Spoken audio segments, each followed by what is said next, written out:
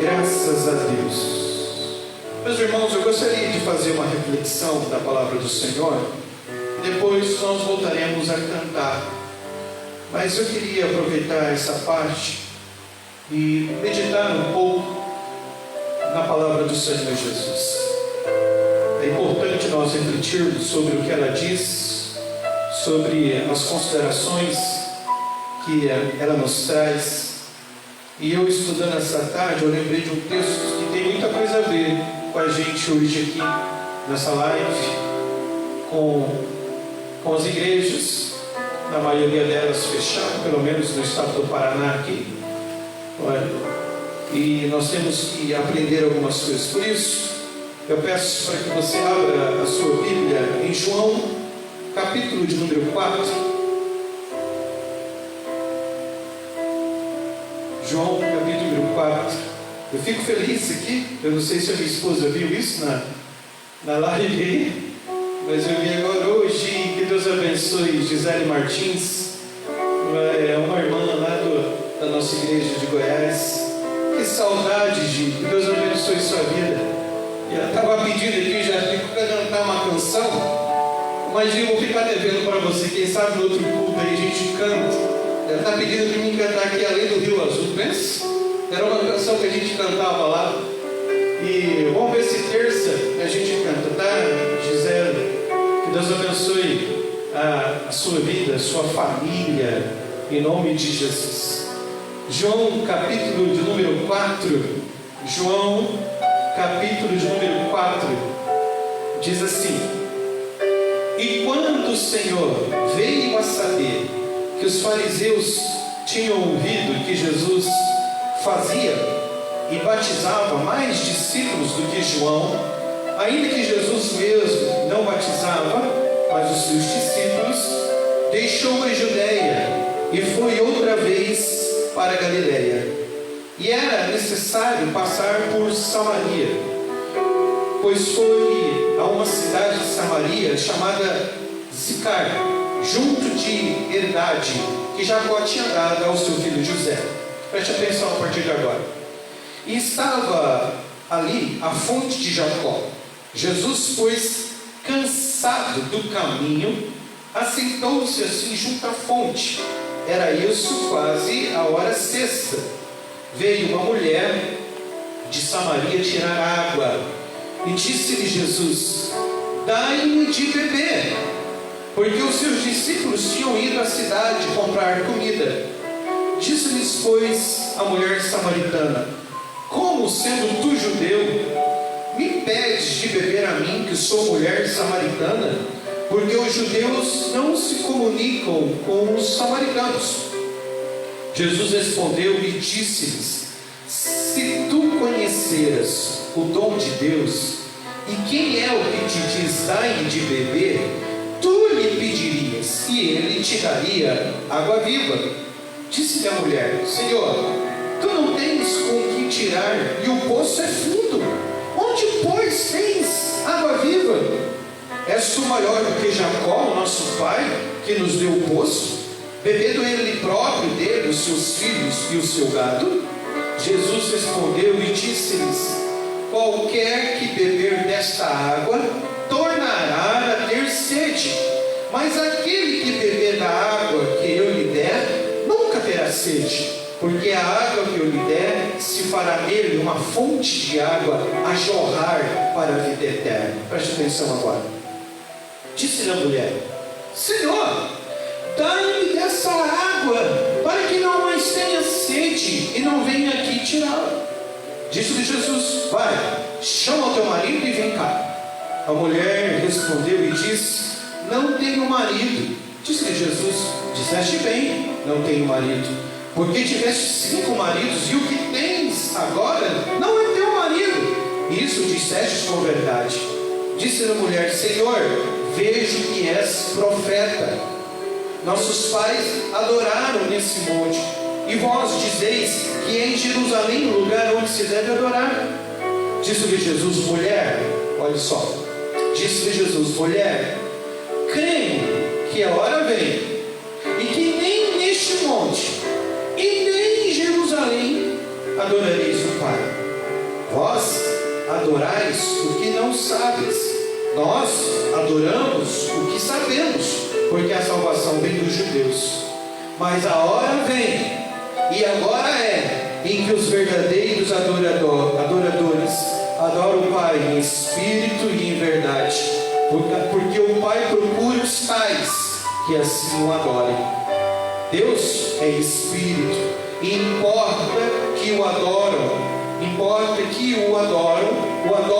em espírito e em verdade. A mulher disse-lhes: eu sei que o Messias, que se chama Cristo, vem. Quando ele vier, nos anunciará tudo. Jesus disse-lhes: eu o sou, eu que falo contigo. Meus irmãos, preste atenção aqui. Essa história é interessante porque ela tem alguns simbolismos que se encaixam muito bem nesse tempo a qual a gente está vivendo, nesse tempo a qual a gente se encontra, não é? E eu quero tomar a liberdade de fazer algumas comparações. Você percebeu que essa mulher encontrou Jesus junto com um poço, junto numa fonte, e ela travou um diálogo com Jesus. E o primeiro diálogo que ela travou com Jesus foi a questão de beber essas águas, a questão de matar a sede. Jesus estava com sede e pediu para que ela pudesse tirar um pouco de água para ele. E ela achou aquilo estranho, porque ela já logo identificou Jesus sendo um judeu e era samaritana. E tem um costume ou uma tradição naquele tempo que judeus e samaritanos não podiam se falar, não se combinavam. E ela se admira com aquilo. E Jesus diz para ela: olha, mulher, se você soubesse quem eu sou, você me pediria água e eu te daria águas vivas. E essas águas jorrariam de você e você nunca mais sentiria sede. É claro que Jesus está ali usando de uma simbologia, não fisicamente, mas espiritualmente. Mas a mulher entendeu aquilo e recebeu aquela informação como algo físico. Meus irmãos, preste atenção no que eu vou dizer. Aquela fonte que os dois estavam ali conversando, era uma fonte que possuía um elemento essencial para a vida, que era a água. Era uma fonte de águas. E ela subia até ali para que pudesse extrair, captar um elemento essencial à vida, que era a água, a qual aquela fonte possuía. Eu quero comparar aquela fonte como a igreja. A fonte e a igreja se assemelham, como ambas tendo um elemento essencial para a vida. A fonte tinha água para a vida. A igreja tem o Espírito Santo para a tua vida. São elementos essenciais para a questão de sobrevivência física e espiritual. Então, tanto a fonte como a igreja, elas se assemelham no quesito de que elas vertem ou elas produzem elementos fundamentais para a sobrevivência de qualquer um. Agora a história continua e no verso número 15 me chama a atenção quando Jesus diz a ela: olha, se você se soubesse quem eu sou e quem que te pede água, então eu te daria água e você nunca mais sentiria sede. E daí no verso número 15, ela se expressa de uma forma que me chama a atenção. E ela diz assim no verso número 15: disse-lhe a mulher: Senhor, dai-me desta água, para que não mais tenha sede e não venha mais aqui tirá-la. É verdade que ela estava sendo bastante ingênua nesse momento, mas isso me chama a atenção, sabe por quê? Como eu já disse, a fonte de aquelas águas e a igreja de hoje se parecem muito pelos elementos que elas possuem. E aí a mulher diz para Jesus: Jesus, já que essa água que o Senhor pode me dar não vai me dar mais sede, então me dá, porque eu não quero mais subir nesse poço. Ela está dizendo assim entre linhas: olha, eu estou cansado de vir para esse poço. Esse poço é fundo, me exige muitos esforços para me tirar essa água do fundo desse poço. Se o Senhor me der essa água que não vai me dar mais sede, então me dá logo, porque isso vai me evitar de muito cansaço, de muito estresse, de muito esforço. Meus irmãos, isso é muito atual, porque eu sei que a igreja é fundamental para as nossas vidas, como eu já disse. Mas ela exige, Jefferson, ela exige, você que está do outro lado aí, a igreja exige, ela pede para que você se esforce, ela pede para que você se esmere. A graça é de graça, mas tem um preço a se pagar. Todo aquele que quer e deseja de fato ser saciado tem que vir para a igreja, tem que se esforçar, tem que demonstrar dedicação, tem que fazer renúncia, vai exigir algo da sua vida. Meus irmãos, e ela não queria se esforçar mais, ela não queria mais descer a corda no fundo do poço e extrair esse elemento fundamental para a vida. Eu digo isso porque isso também se compara nos dias de hoje. Tem muitas pessoas que sabem da importância que tem a igreja. Tem muitas pessoas que sabem da importância que existe aqui dentro desse lugar. E quando eu vejo esses bancos vazios, me dói muito. Quando eu vejo esses bancos vazios, meu coração se aperta, porque eu sei que muitos que conhecem que é fundamental e essencial para a sobrevivência espiritual nós irmos até a fonte, ou subirmos até a igreja, não o fazem, porque não querem assumir compromisso, porque não querem se esforçar, porque não querem pagar o preço, porque não querem fazer renúncia, porque não estão dispostos. Meus irmãos, me entristece muito quando eu vejo a igreja vazia e a igreja sendo impedida de realizar os seus cultos, porque estes que não querem desempenhar, que não querem se esforçar, aproveitam o ensejo para fugir para longe e não mais voltar para a casa do Senhor. Meus irmãos, a história continua, e eu sei que o diálogo de Jesus com aquela mulher se estende. E aí, quando Jesus diz para ela assim: olha, vai e chama o seu marido e vem para cá. Aí ela olha para Jesus e diz assim: olha, eu não tenho marido. E Jesus disse para ela: olha, disseste bem, você não tem marido, você já teve 5. E o que você está com ele não é seu marido. E quando ela escuta isso de Jesus, ela se impressiona. E ela diz assim: tu és profeta. Você está revelando a minha vida. Você está contando o que passou na minha vida. E aí o diálogo se estende. E ela diz assim: olha, os meus pais adoravam nesse monte, mas você... Lembra que ela viu Jesus como um judeu. Quando ela diz você, ela está dizendo: mas vocês, judeus, dizem que é para nós adorarmos em Jerusalém. E aí se levanta um questionamento, se levanta uma ideia, se levanta um pensamento. Qual é o lugar de adoração? Hoje, o lugar de adoração, infelizmente, não é na igreja, Reinaldo. Infelizmente. Hoje, o lugar de adoração não é no templo.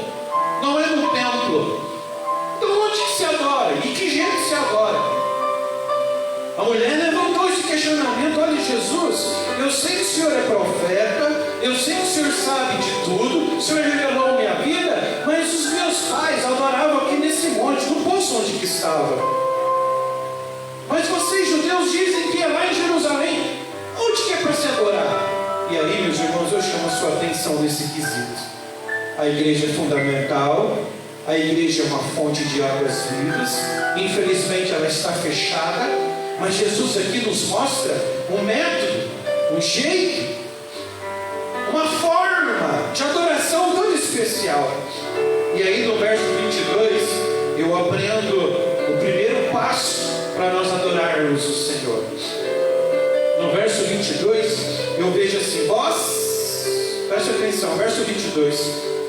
Vós adorais o que não sabeis, nós adoramos o que sabemos, porque a salvação vem dos judeus. Primeira coisa que Jesus diz para aquela samaritana é o seguinte: olha, para que se adore, tem que saber o que está se adorando. Tem que adorar com conhecimento. Tem que adorar com conhecimento de causa. Vocês adoram aquilo que vocês não conhecem. Nós adoramos o que conhecemos, porque a salvação vem dos judeus. Engraçado que Jesus está dizendo dele mesmo. Então você que está aí nos acompanhando, você que está nos assistindo, saiba que a adoração, ela tem que ser com domínio de causa, com conhecimento. Eu não estou no templo, eu não estou na igreja, estou na minha casa, ou eu estou na minha área, eu estou no meu carro, onde quer que você esteja, nesse momento, mas você tem que adorar de forma racional, você tem que adorar com as suas faculdades mentais, você tem que adorar com conhecimento de causa, sabendo quem é Deus na sua vida, o que Jesus fez por você. Adorar com conhecimento. Como que eu vou adorar uma coisa que eu não sei? Como que eu vou adorar uma coisa que eu não domino? Como que eu vou adorar se eu nem leio a Bíblia? Como que eu vou adorar se eu não conheço, se eu não sei? Meus irmãos, é com conhecimento. É por isso que aí a igreja fechada, ela se torna uma ferramenta importantíssima. E com ela fechada, a gente perde esse título de conhecimento. A igreja foi feita para nós adorarmos ao Senhor e conhecermos a sua vontade, estudarmos a tua palavra, sabermos o que a palavra diz a nosso respeito, e a vontade de Deus tem que ser com conhecimento. Mas aí, meus irmãos, eu vejo que Jesus se prolonga e ele diz assim, ora, no verso de número 23, mas a hora vem, e agora em que os verdadeiros adoradores adorarão o Pai em espírito e em verdade, porque o Pai procura a tais que assim o adoram. Nesse momento, Jesus se pronuncia, e ele diz assim, olha, é preciso adorar o Senhor em espírito e em verdade, com conhecimento e em espírito e em verdade. É necessário, meus irmãos, abrirmos os nossos corações, porque Deus é espírito e nós precisamos o adorar em espírito. Esse é a via, esse é o canal que nós temos para entrarmos em contato com esse Deus, para entrarmos em contato com esse Deus Todo-Poderoso. É via espiritual, é pelo Espírito que habita nas nossas vidas. Veja, escute aqui, preste atenção.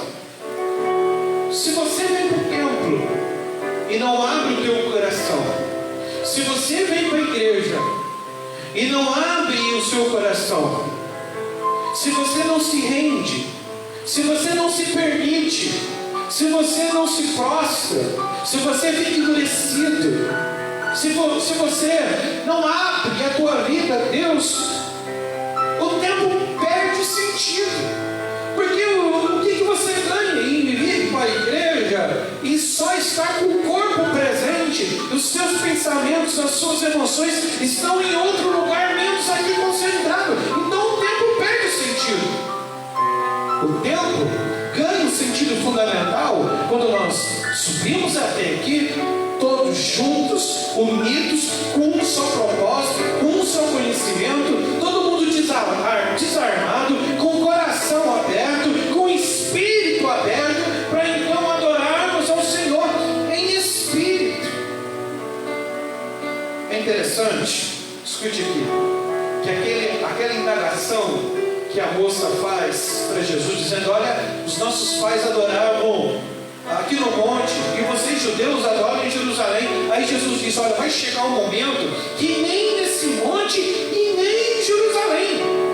Jesus está dizendo, você não vai ter lugar fixo, não vai ter um lugar, uma sede, um lugar específico, porque sagrado. Era só no templo que existia adoração. Era só no templo que levava o cordeirinho para imolar, para fazer o holocausto. O templo era uma figura espiritual visível. E Jesus disse: olha, vai chegar um momento que não vai ser nem nesse monte e nem em Jerusalém. Vai ser de você, vai ser do seu espírito, vai ser do seu coração aberto. Meus irmãos, isso tem tudo a ver com a gente. Tem tudo a ver com a gente. Nós não estamos unidos aqui no templo. Você está aí na tua casa, mas se você abrir o teu coração, se você deixar o Espírito Santo falar com você, nós estaremos sintonizados, ligados com um único só propósito, unidos no relacionamento único e especial, no nível profundo de intimidade. Estaremos em comunhão com Cristo Jesus. Agora, Jesus também diz, olhem, ele diz em espírito, mas também em verdade. Quero lembrar você, preste atenção. Eu devo adorar o Senhor com conhecimento. Eu devo adorar o Senhor em espírito, mas eu também devo adorar o Senhor em verdade, em transparência, em sinceridade, não da boca para fora. Tem muitos que vivem uma ilusão. Às vezes eu encontro pessoas que dizem, olha, eu sou salvo em Cristo Jesus, eu sou um cristão, eu sou crente, mas as atitudes, o testemunho não dizem, ou não fazem jus aquilo que ele fala. Na verdade, tem muitos que vivem uma grande ilusão e não vivem a verdade. E Jesus disse para que nós adoramos em verdade. É uma adoração sincera, uma adoração com compromisso, uma adoração em verdade. Em 1 de João, eu faço questão de ler esse texto, em 1 de João, capítulo de número 1, verso de número 6, olha só o que diz. 1 de João, capítulo de número 1, o verso número 6 diz assim, preste atenção. Se dissermos, ou seja, se falarmos, se expressarmos, se dissermos que temos comunhão com Ele e andamos em trevas, mentimos e não praticamos a verdade. Vou repetir, 1 de João, 1 capítulo, verso 6. Se dissermos que temos comunhão com Ele e andamos em trevas, mentimos e não praticamos a verdade. Lamento te dizer, meu irmão, lamento te dizer, mas se você vir até o templo, se você subir até o templo, mas só de aparência, só de fachada, vivendo uma ilusão, desculpa, mas você está vivendo uma mentira na sua vida. Você está vivendo uma hipocrisia na sua vida. Venha para a igreja. Venha para a igreja com conhecimento, sabendo o que você quer. Venha para a igreja em espírito, abrindo o seu coração, se derretendo na presença do Senhor, desarmado. Venha para a igreja em verdade, vivendo a verdade. Afinal de contas, Jesus diz, olha, eu sou o quê? Caminho, o que mais? A verdade e a vida. Viva a verdade em nome de Jesus. Estou dizendo tudo isso, irmãos queridos, para que você tenha uma ideia. Não, eu estou pregando contra a igreja. Estou dizendo que se a igreja